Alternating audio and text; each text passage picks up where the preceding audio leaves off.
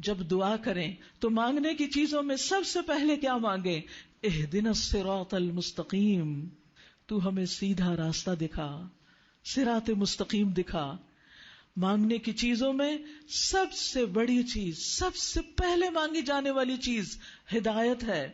انسان کو رزق سے زیادہ ہدایت کی ضرورت ہے، کیونکہ اگر انسان کو ہدایت مل جاتی ہے تو اس کے اندر تقویٰ آ جاتا ہے، اور جب انسان کے اندر تقویٰ آ جاتا ہے تو پھر اس کے لیے رزق کے دروازے کھل جاتے ہیں، پھر رزق کی کمی نہیں ہوتی۔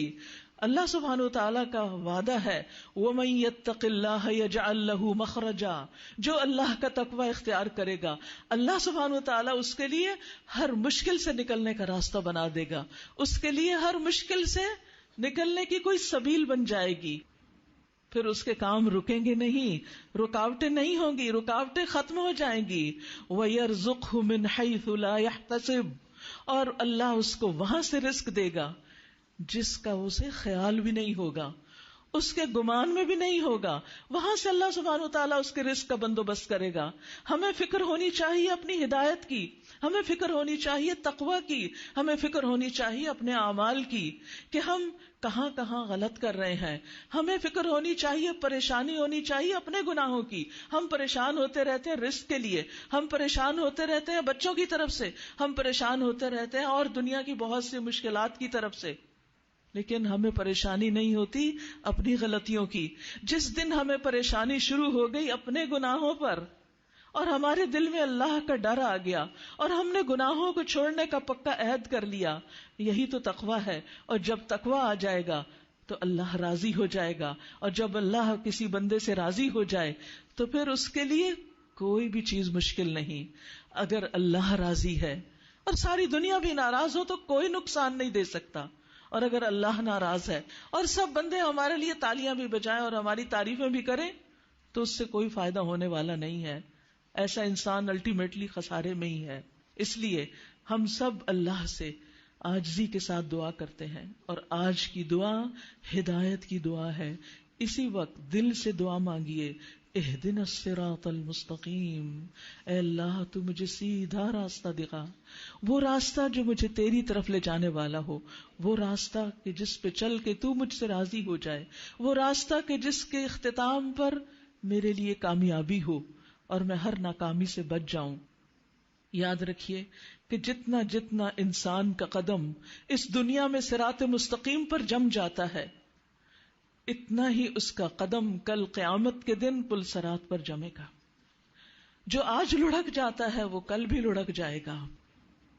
اس صراط مستقیم اور پل صراط کے اندر ایک مناسبت ہے، ایک نسبت ہے، لہذا جب سیدھے رستے سے ادھر ادھر ہونے لگے تو پل صراط کو یاد رکھیں۔ ہم سمجھتے ہیں کہ دنیا میں سیدھے راستے پہ چلنا مشکل ہے، ہم کہتے ہیں بڑا مشکل راستہ ہے، بڑی آزمائشیں ہیں اس راستے میں۔ یاد رکھیے پل صراط پہ چلنا اس سے کہیں زیادہ مشکل ہے، وہ جہنم کی پشت پر رکھا ہوا ہے۔ جس رفتار سے انسان دنیا میں صراط مستقیم پہ چلے گا اسی رفتار سے وہ پل صراط پہ چلے گا۔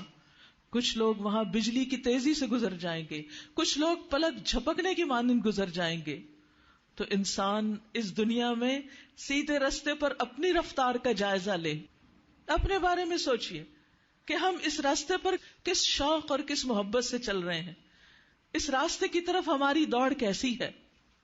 اور اگر اس راستے پر ہم استقامت اختیار نہیں کرتے اور ہم صحیح اعمال نہیں کرتے جو اس راستے پر چلنے کا تقاضا ہے تو پھر وہاں مشکل ہو سکتی ہے۔ رسول اللہ صلی اللہ علیہ وسلم نے فرمایا، قیامت کے دن اللہ ہر ایک کو اس کے عمل کے مطابق نور دے گا۔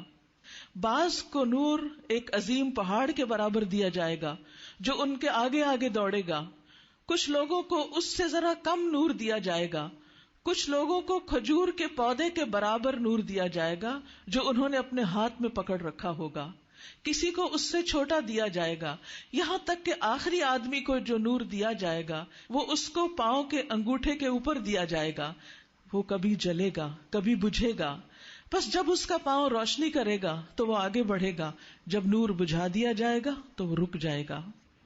تو یاد رکھیے پل صراط کو عبور کرنے کی تیاری دنیا ہی میں کرنی ہے، ہمیں یہی کرنی ہے. ابو ذر رضی اللہ عنہ کہتے ہیں میرے خلیل نے مجھے وصیت کی کہ جہنم کے پل صراط سے پہلے ایک ایسا راستہ ہے جو پھسلن والا اور لڑکھڑانے والا ہے، تو ہم اس راستے پر اس حال میں نہ پہنچیں کہ ہمارے سامان میں بوجھ ہو، لہذا گناہوں کا بوجھ یہی ہلکا کر لیں، توبہ کے ساتھ، اللہ کی طرف رجوع کرنے کے ساتھ، اللہ سبحانہ وتعالی کی عبادت کے ساتھ، اس سے دعا کے ساتھ. تو دل سے دعا مانگیے، اہدنا الصراط المستقیم.